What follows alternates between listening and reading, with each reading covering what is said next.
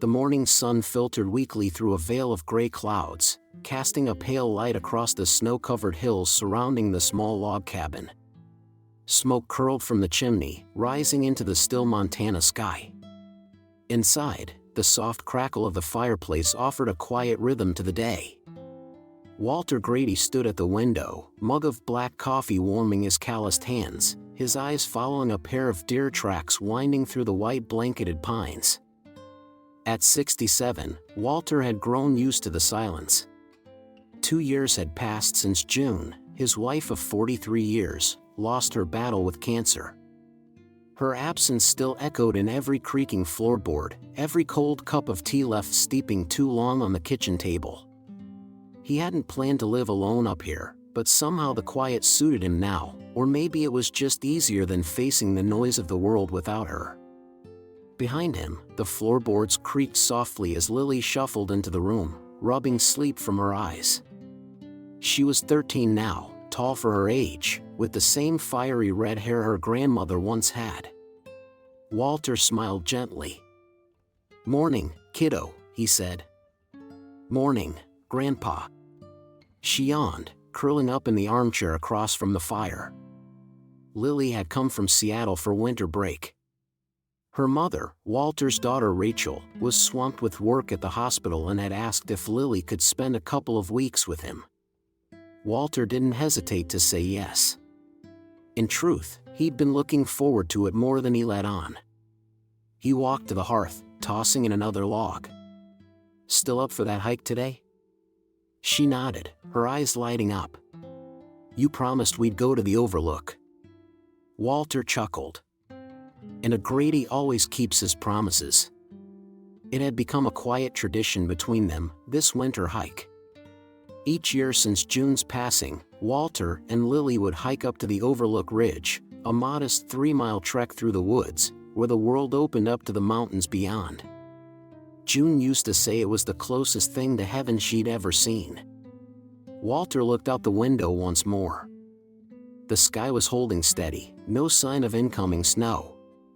He finished his coffee with one last sip and turned to her. "Bundle up, kiddo. Let's go make Grandma proud."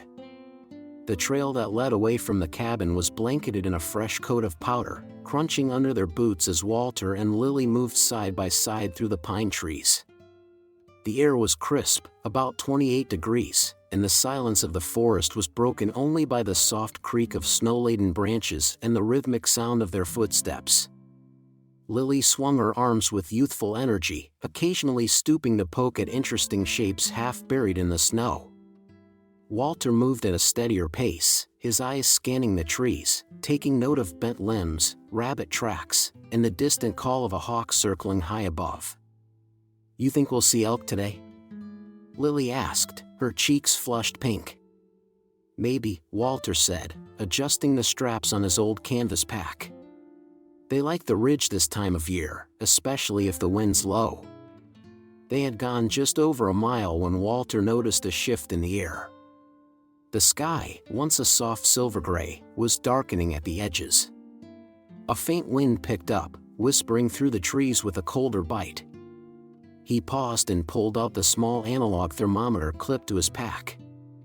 Still holding at 28, but dropping, he murmured to himself. Lily looked up. "Everything okay?" Walter hesitated, then nodded. "We'll keep going for a little bit. But we might not make it all the way to the Overlook today." They pressed on, but Walter's eyes flicked more frequently to the sky.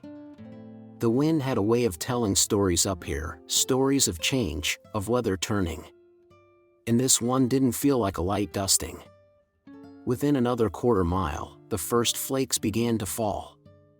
Light at first, delicate even, like dust shaken from an old quilt. But they thickened quickly, and the wind began to push harder, causing Lily to pull her scarf tighter. "Grandpa?" Walter slowed to a stop. "Yeah. Time to turn around." She didn't argue. Though disappointed, she had inherited her grandfather's practical streak. He crouched and adjusted her coat hood, his fingers moving briskly. "Storm's coming in faster than I like. We're only about a mile and a half out. We'll follow our tracks back." The snow continued to fall harder, as if agreeing with his decision. Walter stood, gave a small nod, and together, they turned back toward the safety of the cabin, unaware that they were no longer alone in the woods. The snow thickened as they moved downhill, each step retracing the shallow impressions they had made just minutes before. The forest, once quiet and serene, now seemed to lean in around them, the trees whispering with wind and the hush of snowfall. Walter kept a steady pace, glancing occasionally at Lily to make sure she was keeping up. Her small boots kicked through the deepening powder, the bright blue of her jacket now dusted with white. The visibility was tightening, maybe 50 yards at most, and Walter's instincts were on high alert. That's when he saw it.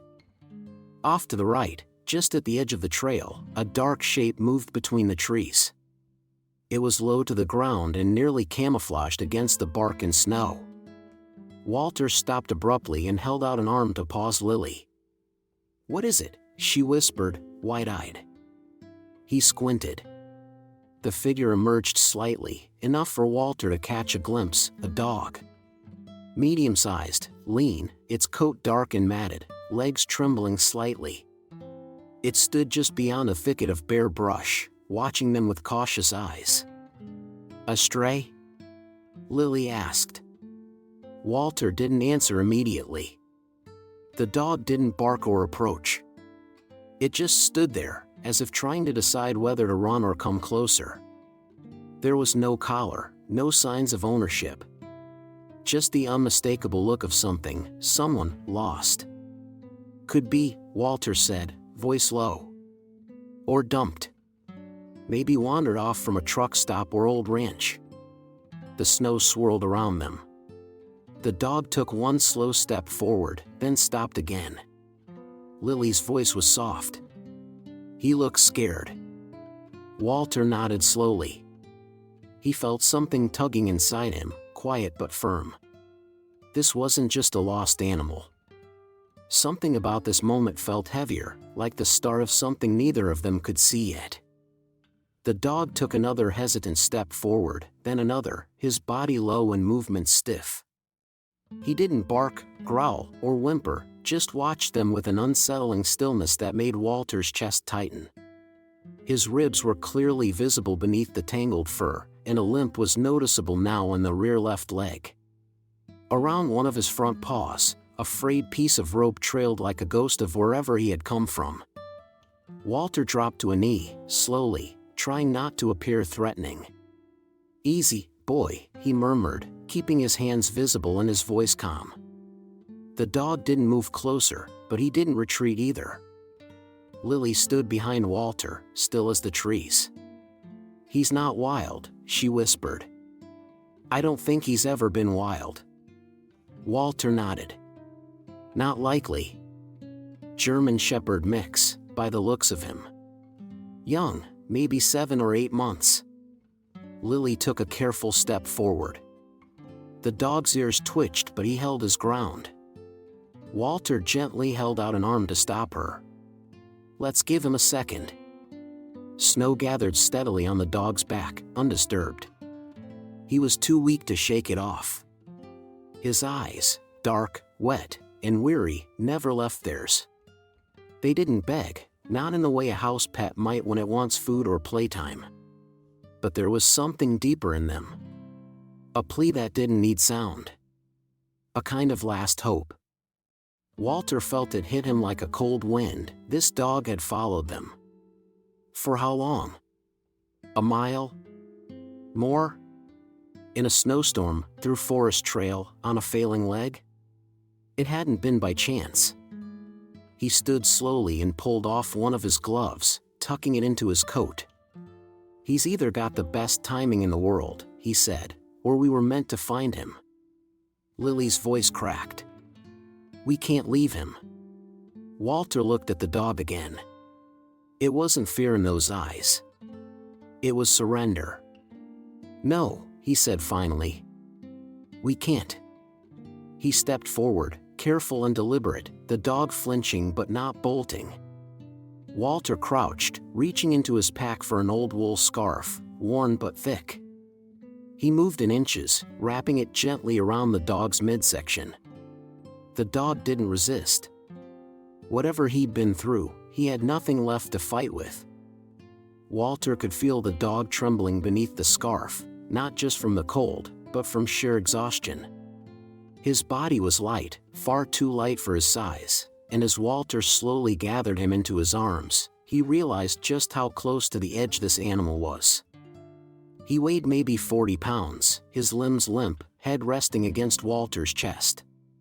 The moment felt surreal. This wasn't some planned rescue, and yet it carried the gravity of one. A choice had been made, silently, between all three of them. The dog had chosen them. And now, Walter was choosing him back. "We have to move," Walter said, tightening the scarf to keep the dog secure. "Storm's getting worse." Lily moved close, brushing snow from the dog's ears. "Do you think he'll make it?" Walter didn't answer right away. The dog's breath was shallow, warm against his chest but fading quickly. He adjusted his grip and started walking, his pace slower now, more deliberate. "We're not letting him die out here," he finally said. The wind pushed harder against them as they descended the trail, snow now falling sideways. Visibility dropped to less than 30 feet. But Walter's feet knew this path like the back of his hand, even buried beneath 6 inches of powder. Each step was a battle against time and weather. Walter's arms burned from the added weight, but he didn't falter. Lily stayed close behind, watching their path and checking over her shoulder every few minutes as if fearing the storm might try to swallow them whole. Through it all, the dog didn't move. He didn't cry or twitch. But he was still breathing. Faintly. And that was enough, for now. They had 1.5 miles to go. And one life hanging in the balance. The cabin door groaned as Walter pushed it open with his shoulder, snow swirling in behind him. Lily rushed ahead, shaking off her coat and racing to the fireplace, where the embers from earlier still glowed faintly. She grabbed a couple of split logs from the basket and threw them in, sparks crackling to life as the flames flared. Walter stepped inside, the bundled dog still pressed tightly against his chest. The warmth hit like a wave, and the sudden shift from the icy wind outside to the cozy interior made his limbs ache with relief. He eased the dog onto the thick braided rug in front of the fire, careful not to startle him. Lily appeared beside him, already pulling out an old fleece blanket from the chest under the window. Together, they wrapped it gently around the dog's thin frame. Walter slipped out of his wet coat and boots, kneeling beside the animal, whose breathing was shallow but steady. "He's not shaking as much," Lily said quietly, brushing melted snow from his fur. Walter stood and moved to the kitchen. From the cupboard above the sink, he pulled down a box of powdered chicken broth. He boiled water, added a small spoonful of broth, and stirred until it dissolved. In another bowl, he mixed a basic electrolyte solution, salt, sugar, and warm water, something he'd learned from a field vet years ago during his ranger days. He returned to the dog with a small bowl and a spoon. "Don't give him too much yet," he said, handing the bowl to Lily. "Just a little at a time." She knelt beside the animal, dipping the spoon in the warm liquid and holding it gently to his mouth. At first, there was no response. Then, slowly, the dog's tongue flicked, just once. Then again. Walter watched in silence, a strange feeling rising in his chest. He couldn't name it exactly, hope, maybe. Or the quiet return of something he hadn't felt in a long while. "We'll keep him warm tonight," he said. "Let him rest." The storm howled outside, but inside, by the fire, a fragile kind of peace settled in. The battle wasn't over, but the first fight had been won. The dog slept through most of the evening, curled tightly in the blanket near the fire, barely moving except for the occasional twitch of his ears. Lily sat cross-legged a few feet away, watching him with quiet intensity. She had a book open in her lap, but she hadn't turned a page in half an hour. Walter poured himself a cup of tea and leaned against the doorframe, observing both of them. The cabin felt warmer than usual, not just from the fire, but from the presence of something that hadn't been there in a long time. "He needs a name," Lily said softly, without looking up. Walter raised an eyebrow. "You're already naming him?" "Just for now," she replied. "Until he gets better. He should have something to hold on to." Walter smiled faintly. "Got one in mind?" Lily nodded. "Scout." He considered it, then nodded. "That fits. Came out of nowhere, followed us through a storm, found his way home." "Exactly," Lily said. "Like he was on a mission." The dog stirred at the sound of her voice, eyes fluttering open for just a moment before closing again. "Scout it is, then," Walter said, sipping his tea. "Welcome home, stranger." The wind outside had settled into a steady moan, brushing against the cabin like the slow exhale of the forest. Inside, Scout slept with his nose tucked beneath one paw, rising and falling with each quiet breath. Lily remained near the hearth, curled into the old armchair with a quilt wrapped around her shoulders. Her book now lay closed on the end table. Walter sat across from her in his favorite rocker, a well-worn thing that creaked like an old friend each time he leaned back. A second cup of tea steamed gently in his hands. The fire cast warm light across the walls, dancing on the framed photos of mountains, wildlife, and family moments long past.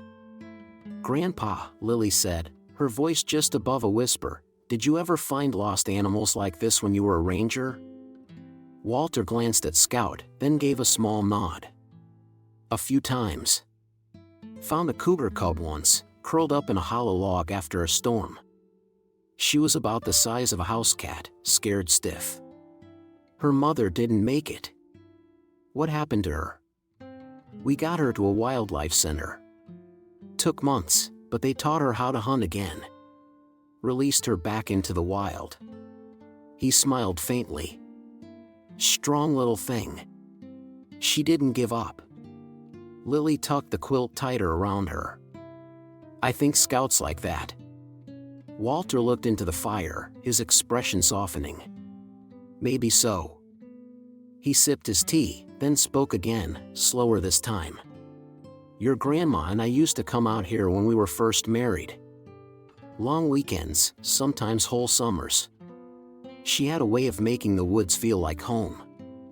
Lily smiled. "Mom told me you proposed to her on a trail." Walter chuckled. "Right near the lake overlook. Got down on one knee, almost fell into a patch of poison ivy." Lily giggled. The silence that followed was comfortable, filled with the warmth of memory. Scout shifted slightly, letting out a soft huff in his sleep. Walter's eyes returned to Lily. "You know, your grandma always believed animals found their way to people who needed them. Said sometimes God sent fur instead of feathers." Lily nodded, her voice almost a whisper. "Maybe that's what Scout is." Walter didn't answer. He didn't need to. The fire said enough. Just after midnight, the wind outside quieted, and the snow began to fall gently instead of sideways. Inside the cabin, the fire had burned down to glowing embers, casting a soft red hue across the room. Walter had dozed off in his chair, a blanket draped over his legs. Lily was curled on the couch, her breathing slow and even. Then, a sound. It was subtle at first, a low whine, followed by the soft shuffle of paws on the wooden floor. Scout was awake. He stretched his front legs slowly, testing his weight, then carefully stood on all fours. His body wobbled slightly but held steady. He took a few tentative steps toward the water bowl Walter had left near the hearth. He lapped at it slowly, the movement awkward but determined. Lily stirred, her eyes opening. She blinked in the dim light, watching as Scout looked around, ears slightly perked. "Scout," she whispered. He turned his head at the sound of her voice. His tail gave one weak, deliberate wag. She smiled through sleepy eyes, whispering again, "Good boy." Walter opened one eye, watching quietly as Scout laid down again near the fire, more deliberate this time, like he finally understood he was safe. By the next morning, the snow had stopped, blanketing the forest in a thick, glistening sheet of white. Sunlight filtered through the trees, and a calm hush had settled over the woods. Inside the cabin, a new rhythm was beginning to take shape. Scout was stronger, still thin, still stiff, but moving with more confidence. He followed Lily from room to room, his steps careful on the hardwood floor, tail swishing in slow arcs behind him. She spoke to him constantly, narrating her every move like he was a curious classmate. "I'm making oatmeal. Don't worry, yours doesn't have cinnamon," she'd say, setting a small bowl of plain oats near his blanket. He'd sniff it, nose twitching, and eventually eat every bite. Walter watched it all with quiet amusement. He saw how Scout leaned into Lily's touch when she scratched behind his ears, how his eyes followed her with something more than instinct, something like trust. Outdoors, Scout's confidence grew too. Lily would bundle up, open the front door, and let him follow her onto the porch. He would sniff the air, then step cautiously into the snow, nose low, tail lifted. Walter stayed close, just in case, but didn't interfere. One morning, Scout surprised them both by chasing a snowball Lily tossed into the yard. He bounded after it with clumsy energy, pouncing where it landed, sending up a spray of white powder. Lily laughed, a sound Walter hadn't heard in a long time. It filled the clearing like birdsong in spring. "He's almost a puppy again," she said, kneeling to hug Scout around the neck. Walter looked out over the snow-covered trees.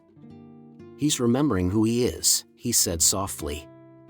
"And maybe we're remembering, too." Scout barked once, sharp and clear, as if to agree. As the days passed, Scout's transformation became undeniable. His eyes no longer held that dull, vacant glaze. They sparkled now, alert and alive.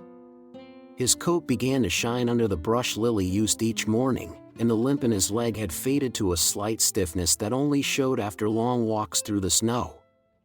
Each morning began the same, a soft bark outside Walter's bedroom door, the tapping of claws on the wood floor, and the muffled sound of Lily giggling as Scout nudged her awake on the couch. Though Walter never said it aloud, those sounds had become his favorite part of the day. Lily had taken to teaching Scout simple commands.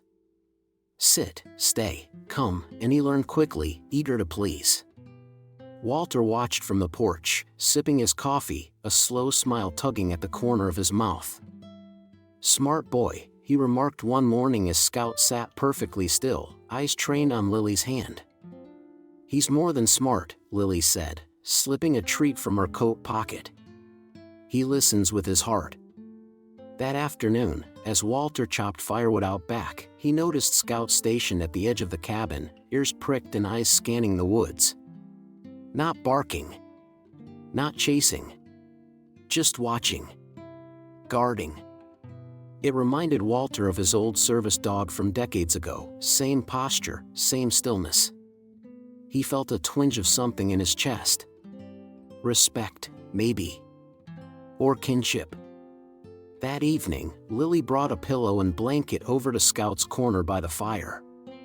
"Can I stay here with him tonight?" she asked. Walter nodded. "As long as you don't mind sharing." "I don't," she said, settling beside Scout. He rested his head on her lap without hesitation. Walter sat nearby, watching the flickering firelight play across the room. The silence was peaceful, not heavy like before. There was something sacred in the way they lay there, girl and dog, two souls who'd found each other in a storm and, together, had begun to heal. Scout sighed deeply in his sleep, and Lily's hand rested gently on his back. "Grandpa," she whispered. Yeah? I think he was meant for us. Walter looked at her, then at Scout, then back at the fire. Maybe, he said. Or maybe we were meant for him. The next morning, with the sky clear and the road plowed, Walter decided it was time to make a call. He stood at the kitchen counter, holding the cordless phone, staring at the numbers scribbled on the fridge. Dr. Helen Parks, Evergreen Veterinary Clinic. An old friend from town, she had helped him with wildlife emergencies during his ranger days. He dialed, and after 2 rings, her familiar voice answered. Evergreen Vet, this is Helen. Morning, Helen. It's Walter Grady. A pause, then a warm chuckle. Well, haven't heard that voice in a couple years. You still hiding out in the woods? Pretty much, Walter said, smiling. Listen, I've got a situation. We found a dog. German Shepherd mix, maybe 8 months old. Malnourished. No collar. Looks like he was dumped near the forest trail. You sure it's not someone's working dog? Pretty sure. He followed us in during the storm. No tag, no chip that I can feel. I figured I'd bring him in once the road's cleared. Helen's tone softened. How's he doing now? He's eating, playing, moving better every day. Well, she said, with no ID and no reports of a missing shepherd around here, you've likely got yourself a stray. Bring him in when you can. If there's no chip, and no one claims him in 30 days, he's yours to keep if you want him. Walter glanced toward the living room. Scout lay near the fire, head resting on Lily's foot as she read aloud from a book. Yeah, Walter said. I think we do. Helen chuckled. Sounds like that dog already decided you're his family. Walter hung up the phone and leaned against the counter, a slow warmth spreading through his chest. Maybe some things didn't need to be planned. Maybe they just showed up.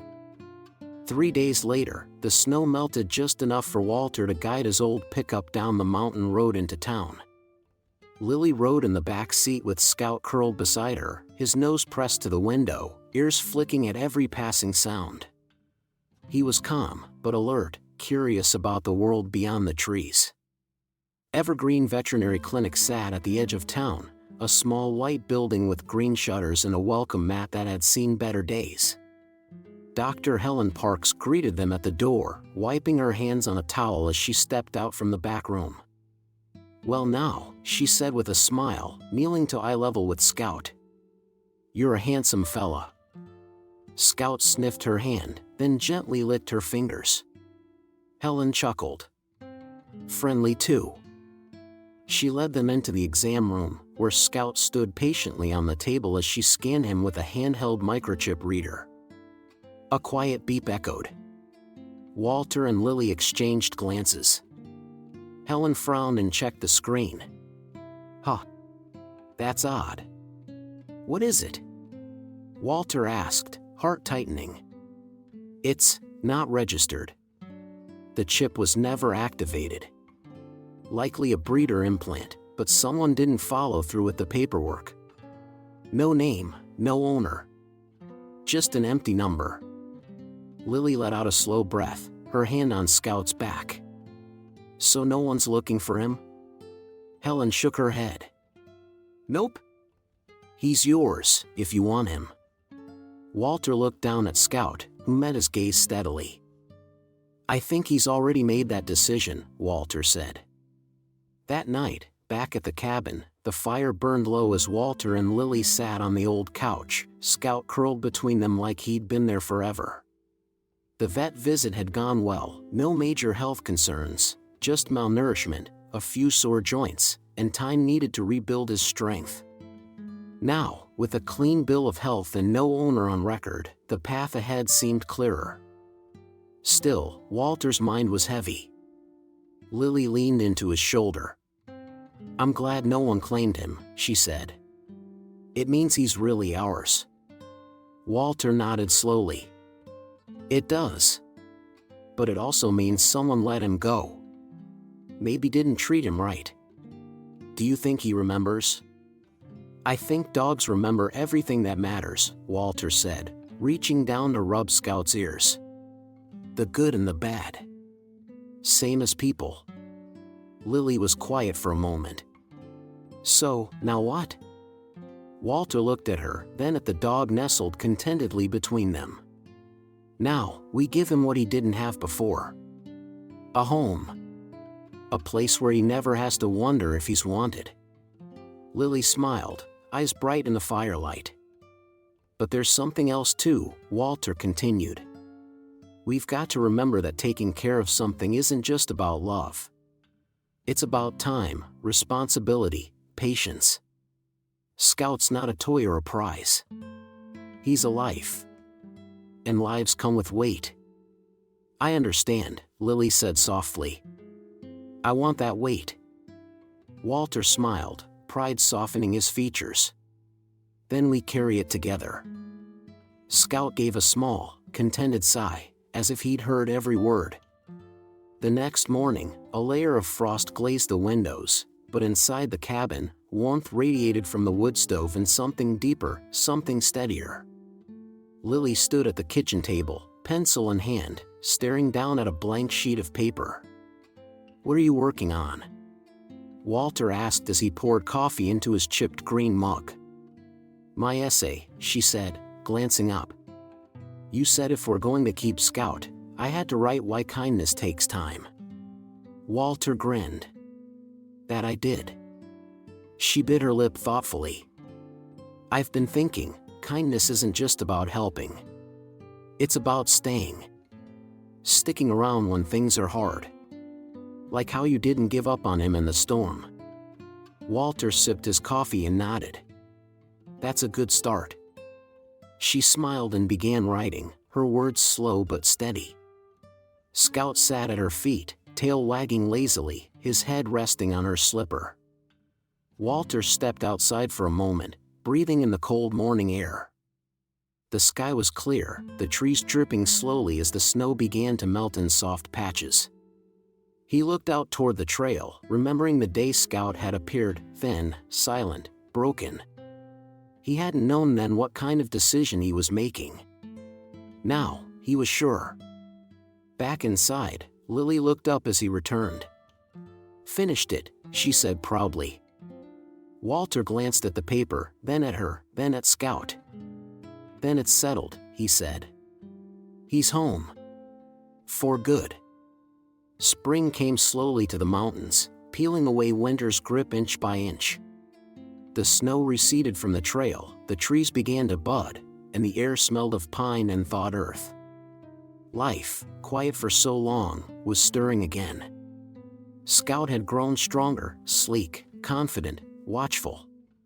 He chased squirrels through the trees, patrolled the porch with purpose, and slept each night at the foot of Lily's bed like a guardian who had finally found his post. On the morning of Lily's departure back to Seattle, Walter handed her a small box. Inside was a handcrafted leather collar with a silver tag that read, Scout, found in a storm, chosen for life. Tears welled in her eyes as she fastened it around Scout's neck. I'll be back this summer, she whispered, hugging him tight.